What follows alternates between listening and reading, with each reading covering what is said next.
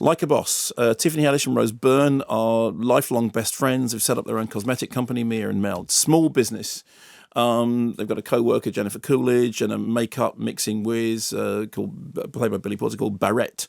They're very different. One of them is wild and creative. The other looks after the books and knows that they are, in fact, in debt. One of them's worried, the other one isn't. Then one day, Salma Hayek's makeup mogul, Claire Luna, turns up, and she loves their best-selling product, which is the one-night stand makeup kit.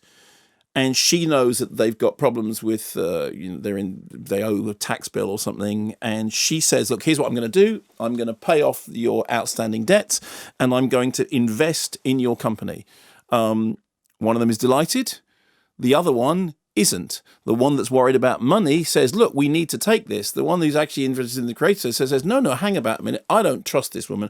I don't trust this woman as far as I could throw her. But she said, okay, but we have to because the money's really, really important.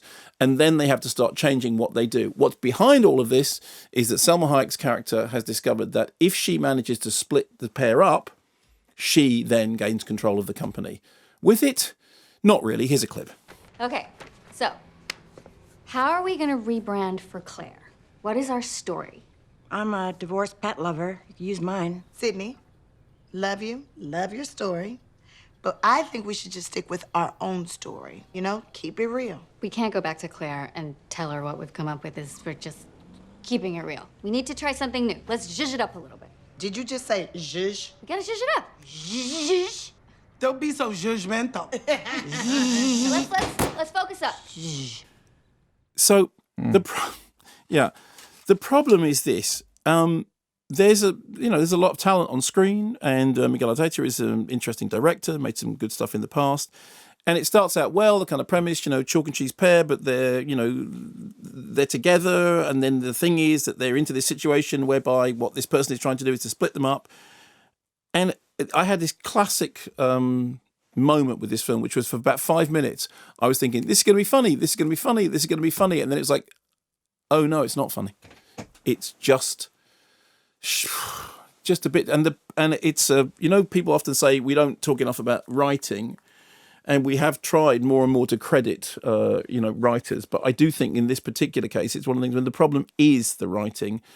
The gags aren't funny enough. The narrative is just so all over the place that even as you try to explain it, although it's actually it's a fairly simple story. And considering how unnecessarily complicated the film manages to make it, that even was just kind of recounting the plot synopsis, you start to kind of, and it's a real shame because, there are people that I really like on screen in the film. It's one of those things as well. It's a comedy in which there's a score. David Arnold said this thing about comic scores aren't funny. That's what makes the drama funny. This has got a kind of quack, quack, oops comic score in which it is saying, and this is funny, and this bit is funny, and this bit is funny, and this bit is sentimental, but this bit is funny. And, all the bits that kind of stand out look almost like they were kind of improvised outtakes, and all the stuff when the film is having to fulfill the thing that the plot needs to do just felt terribly stodgy. I was it's very disappointing because, it's that thing when you go into a movie, you think, I'm going to enjoy this. It's got people in it I like, and I quite like the setup, and I've maybe seen a bit of the trailer. I hadn't seen the trailer in this case, but apparently the trailer is perfectly fine. And then it just goes flop like that.